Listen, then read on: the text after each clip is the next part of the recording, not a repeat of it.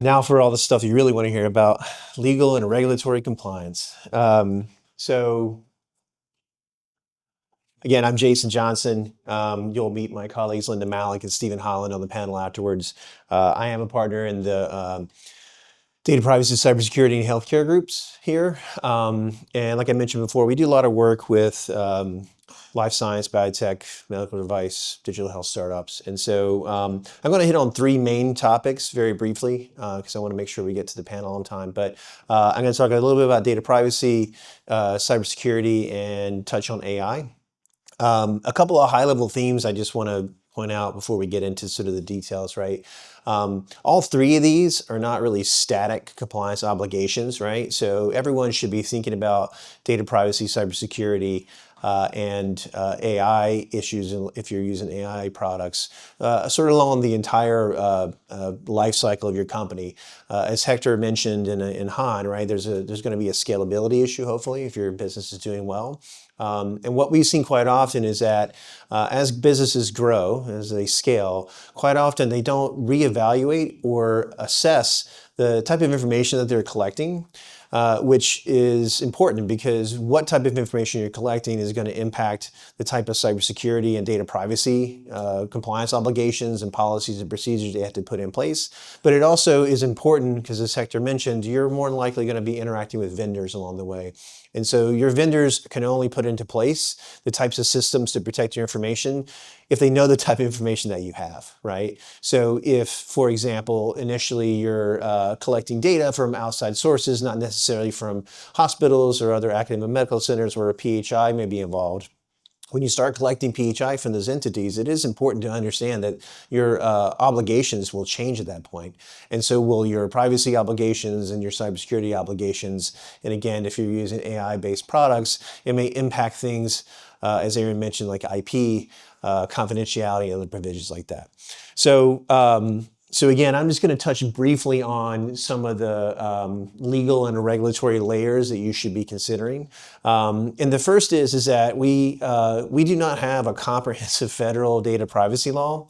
And previewing a little bit with my colleague Stephen Holland, we may be moving in that direction sometime in the next year or so. But until then, what has happened is from a personal data perspective, state laws have filled in the gaps, and so you have 20-odd states that have passed laws around personal data privacy.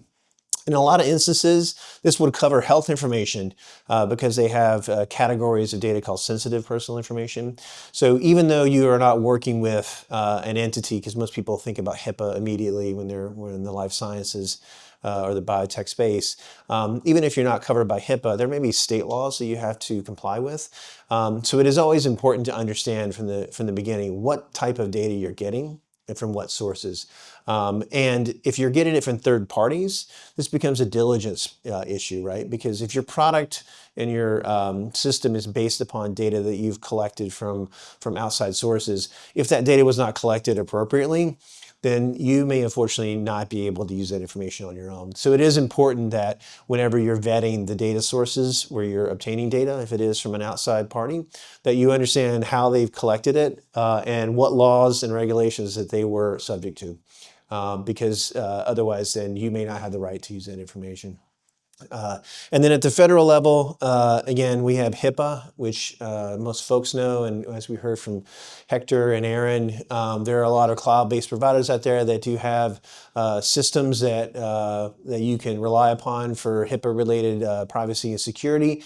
But if you're early stage, you may not have the funds yet to necessarily rely on an AWS. So you may be looking for vendors that may be more in your price range.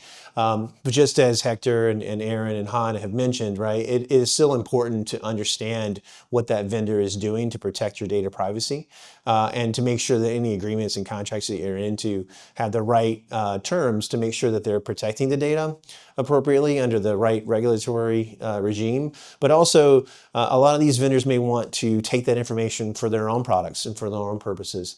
And that may not be aligned with your obligations of the data itself. So again, it is important to understand that if you're relying on these third-party third-party vendors, that you know what they're going to do with the data that you're trying to use and use them for as for your vendor, and make sure that it does align with your obligations. And finally, I'll just mention the FTC again, because we don't have a comprehensive federal privacy law at the moment. There are a lot of different agencies that have been putting into place enforcement activities. The FTC was one. And again, just to note that non-HIPAA data, if there's been a data breach, you may have an obligation under FTC's HIPAA breach notification rule to notify folks. So again, I think the important factor here is to know that even if you're not covered by HIPAA, you may have HIPAA-like obligations under state law or other federal laws, like the health breach notification rule. So, so don't just assume that all your privacy obligations go away just because you've avoided working with a hospital or medical center, so you've avoided HIPAA. And then again here, along with the compliance obligations for knowing where your data comes from, you may have very particular obligations that you have to offer to individuals if you're not using de-identified data, right? And so, so again, it is important that you understand what data you're getting and where it's coming from and what laws that you're subject to, because you may have compliance obligations to that individual, and it is important that you put those obligations into place at the very beginning. Again, talking about scalability, right? That Hector and Aaron mentioned. If you don't have the policies and procedures in place when you've got, say, 100 people's data, when you get to 100,000 people and people start asking to exercise rights that they may have, like, what did you do with my data? Who did you give it to? Then you may not be able to comply with those obligations, and that puts you at risk for liability. But it's also reputational risk, right? Because you don't want to have any type of government or individual lawsuits or enforcement actions when you're in your early stages, because it may impact like your investors and investment opportunities. One thing that I didn't mention on the data privacy side. More often we're seeing entities obtain data from outside of the US, whether that's Europe, China, and there's a whole host of data privacy obligations that may go along with that. So again, going back to the idea of, where are you getting your data from? If you are getting data from outside of the US, two things to note. One is there may be a local data privacy regime that may impact your collection and use of that data, particularly if it's coming from Europe or China. And if you are going overseas to other countries, know that there is an import-export issue that may come into play for data exchange. And as Stephen will probably touch upon, when it comes to tariffs, there is in the next couple of years probably going to be more scrutiny around the collection of data coming from outside of U.S. sources. So it is important from a business perspective, to understand whether or not that makes the best sense for you to use data from non-U.S. sources, and to make sure that you have any type of compliance obligations in place.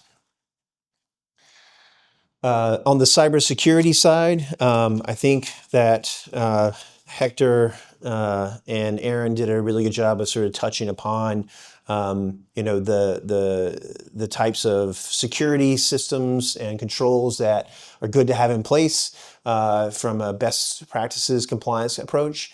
But obviously, again, if you're a startup, it may not be feasible for you to use a vendor like that. So, so again, going back to where your data is coming from, it is important to understand like what your cybersecurity obligations are, but also to the extent that you want to use that data for other purposes, like FDA, software as a medical device.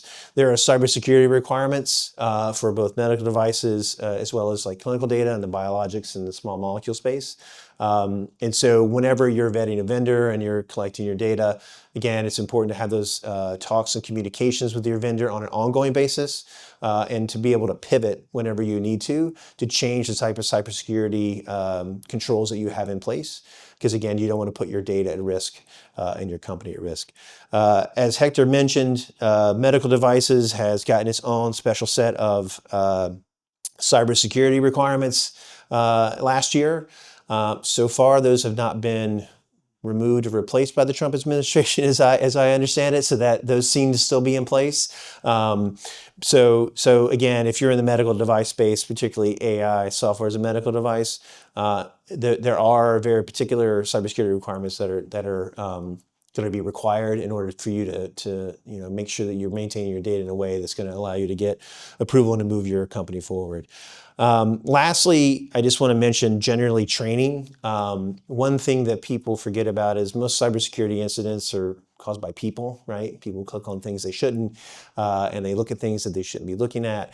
And so quite often you may have, the best cybersecurity systems in place, and I'm sure this has even happened at AWS, but if one of your employees clicks on a malware and that infects your system, then that's a problem for you. So training becomes a really important aspect for any company, and so training should be something that even startup companies should consider very seriously in implementing from an early stage and making it part of the culture, because it really takes everyone's effort to make sure that their actions or activities are in line with the cybersecurity actions and the use of data and information. And so if you aren't training people, it's pretty easy for people to forget that they shouldn't be clicking on things or know what's in place within their own systems, right? You may have spam filters and things like that that are part of your, whatever your email systems are.